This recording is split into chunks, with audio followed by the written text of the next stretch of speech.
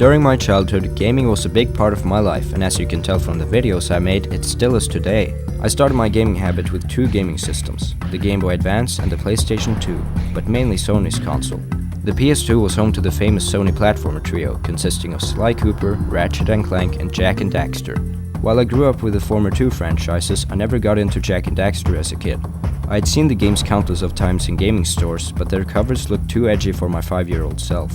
I eventually rediscovered the series through YouTube, and the amount of praise it got led me to buy the HD collection back in 2013. Because of its enormous praise, I had high expectations for it. After all, this IP was competing with Sly Cooper and Ratchet and Clank, two franchises I dearly loved. Since I had set my expectations up to those standards, my first time playing J&D ended in massive disappointment, and my experiences with the series just worsened as I went through the rest of the games. However, even though my initial thoughts were negative, my opinion has slightly altered for the better over the years, and I do enjoy playing them. Still, my reviews on these games will contain some controversial opinions that fans of the series might disagree with. I'm planning on reviewing the original 4, as they're being emulated on the PS4, and I've never played Jak X before, so I'm looking forward to see what's in store. Anyway, let's begin reviewing this set of games already, starting with the original, named Jak and Daxter: The Precursor Legacy. Haven't you ever seen a muse before? It's a little glowing squirrel about your size, full of spunk, and crazy as a lark.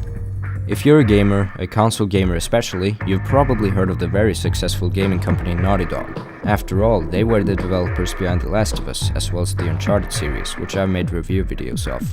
However, before those games even existed, Naughty Dog were well known for making Jak and Daxter along with its predecessor, Crash Bandicoot. While Naughty Dog had already made other games before this era, it was Crash that boosted their popularity, and he was the official PlayStation mascot during the original PlayStation's lifespan. When they moved on to making Jak and Daxter, they had to stop making Crash Bandicoot games, and since Crash was dearly beloved, Naughty Dog had to compensate for the loss by creating yet another iconic gaming franchise.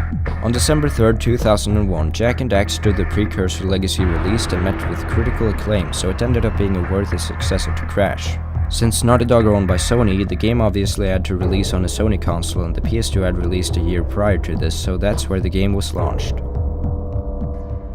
I have spent my life searching for the answers that my father and my father's fathers failed to find. The game begins with main characters Jak and Daxter visiting a forbidden location named Misty Island. On Misty Island, they eavesdrop on two mysterious figures who are giving a speech to an army of lurkers. One of these lurkers spots the duo and confronts them, but fortunately, Jak picks up a precursor relic and kills the lurker with it.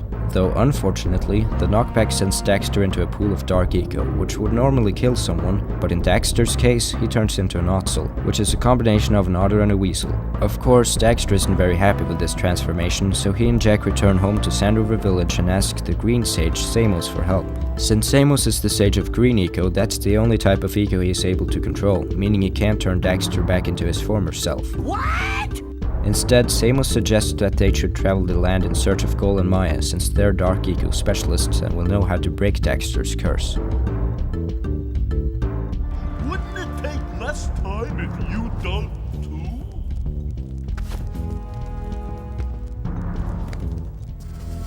The writing is simple, which is expected from a platformer game since they mainly focus on the gameplay, and while that protects the writing from extensive criticism, there's still much to be desired from it. I did like the twist where Gol and Maya, the people who are supposed to help Daxter, turn out to be the main villains, which kind of complicates the situation. That was Gol? The same Gol who's supposed to change me back? Gol is the guy trying to kill us? I'm doomed. Also, that twist is a good excuse for keeping Daxter's iconic look throughout the series. So the plot is just okay, and I can honestly say the same for the main characters. Jak doesn't talk, and because of that, there's not much to him. There are lots of cool mute characters out there, such as Toon Link and Rayman, but unlike them, Jak's personality doesn't leave a lasting impression. I understand he was designed this way to make Daxter the talker and comic relief, but Daxter has the complete opposite problem, in which he never shuts up. He's really obnoxious, and while he can be funny at times, he's annoying most of the time.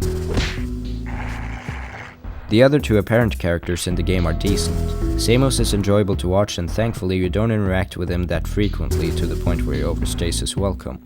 One important character I didn't mention when covering the story's premise was Kira. She's a mechanic and her role is to make vehicles for Jak that you use in order to cross deadly pathways. In addition to that, she's Jak's love interest, which is clearly hinted at, but their relationship doesn't develop much in this first adventure. Put it on ice, big guy! She has a likable personality, but there's not much else to her than that. Then there are the villains, who do have some interesting traits, such as the twist I spoiled earlier, but they don't hold a candle compared to the best villains in the series. While the main cast of characters is nothing special, the side characters are actually really entertaining. I liked interacting with most of them, especially these two cave dudes who you constantly rip off. That's it! You cleaned us out! No more power cell! The side characters exist in order to flesh out the world and make it feel organic, which they've clearly succeeded at. Overall, I find the writing to be decent. The main characters and plot are underwhelming, but the side characters thankfully prevent the writing from being weak. Oh, it's you. Oh, just resting my tired bones.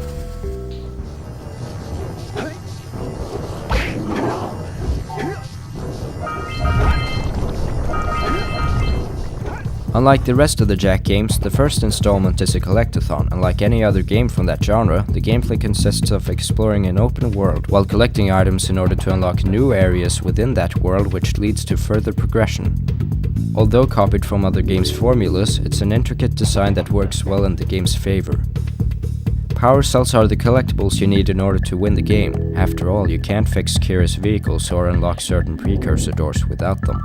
The most common ways of obtaining power cells is to either help civilians or purchase them with precursor orbs. Precursor orbs are the most common collectibles in the game, and power cells require either 90 or 120 of them in order to be exchanged.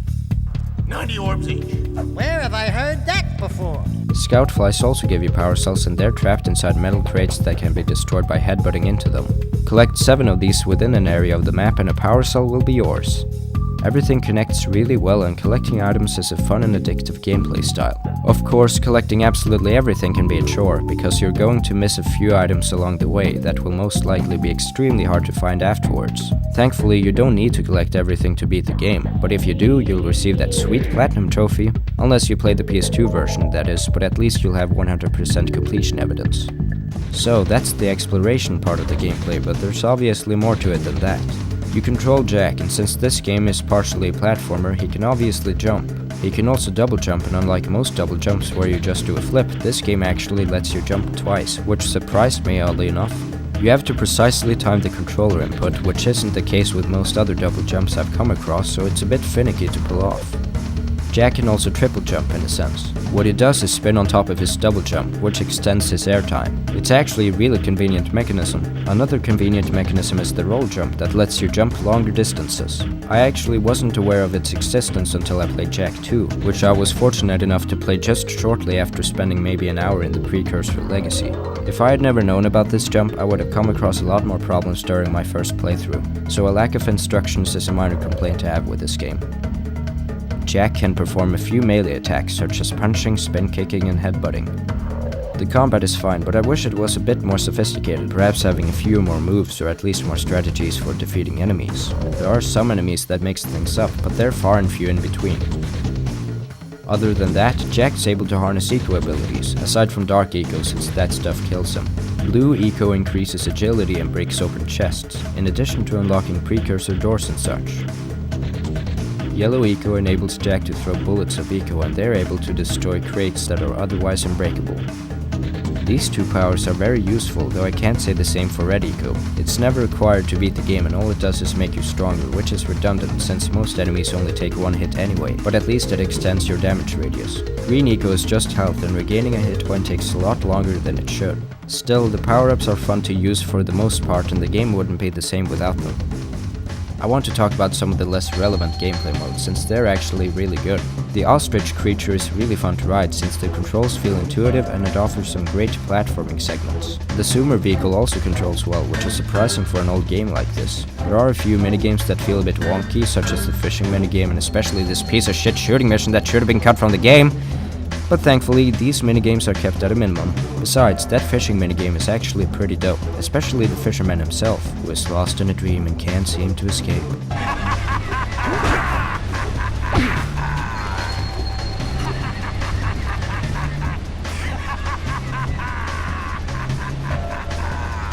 Jak and Daxter has become a staple duo in gaming, and while they do have great chemistry together, the gameplay is poorly designed around them. Daxter does absolutely nothing to help during this adventure, while Jak has to do all the work himself.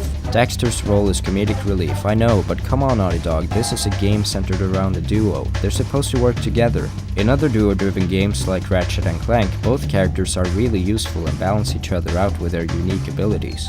In Jak and Daxter, Daxter is completely useless, at least in this game. I appreciate that they made him playable in the sequels, but here the duo feels incomplete. Like a sidekick. No wonder the sequels lack Daxter in their titles. Then again, didn't he actually contribute to those games? Did Naughty Dog even know what they were doing? Huh, I suppose they never did.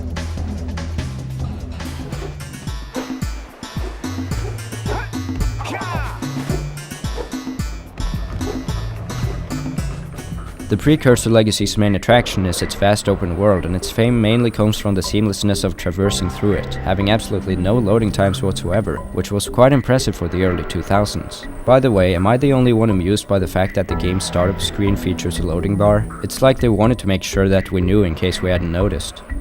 The world itself is colorful and diverse. There are sandy beaches, burning volcanoes, snowy mountains, and foggy swamps, and that's just to name a few. Because of the wide variation in visuals, visiting new locations never becomes stale, which is important for a world of this magnitude.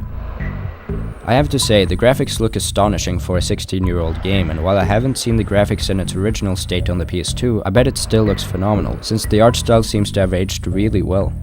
The game also has really impressive animation and lots of attention to detail. In fact, that might actually be Daxter's most redeeming qualities, as he's being flung by Jak's moves so gracefully. The soundtrack for this game is well composed, but it does have some missed potential. Like most other games I've reviewed up to this point, the soundtracks have been atmospheric rather than being catchy tunes you listen to on your spare time. I feel like Jak and Daxter is a series that could benefit from offering catchier tunes, especially since the composer for this game composed Crash Bandicoot before it, which has plenty of catchy themes. So it's a bit disappointing that the music in this game is nothing more than background noise. Not saying the soundtrack is bad, it's just not very memorable. Despite this, there are two tracks I really liked. The theme for Sandover Village is iconic and very comfortable to listen to.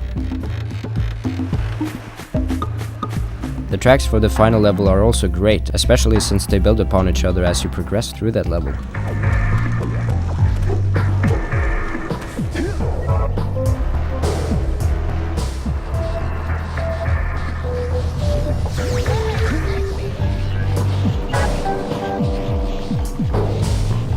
So basically, the quality tracks appear right at the start and right at the end of the game, which shouldn't be the case since I'm going to spend most of my time in the middle.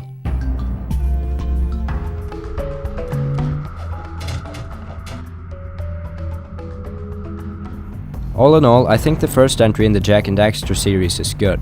I have been a bit harsh on the game, much like I was towards the first Uncharted during that review, but I do think the Precursor Legacy is a better first entry than Drake's Fortune. I gave that game a 6.75 out of 10, which is considered bad by today's standards, and even though my rating for Jak and Daxter would also be considered that, I do really mean it when I say the game is good. Its cast of charming side characters, its fun and polished gameplay, and its pretty visuals, along with the creation of a rich open world, are the things that makes this game so enjoyable. However, it still has a lot of flaws, having a weak storyline containing even weaker main characters, a disappointing soundtrack in addition to a lack of originality in most aspects. It also failed to be a great duo game since the characters never worked together. Even so, the positives outweigh the negatives, and while I heavily disagree with people who say it's a masterpiece, it's still a game I like revisiting every now and then. I'm giving this game a 7.25 out of 10, and while I can't give it a higher recommendation, I'm certain that most people will enjoy it anyway. Just look at these reviews, people clearly love this game. I will be covering the sequel soon, and I have mixed opinions on those games as well, but I will try my best to criticize them fairly. I'm Arcadon, and hopefully you'll see me next time.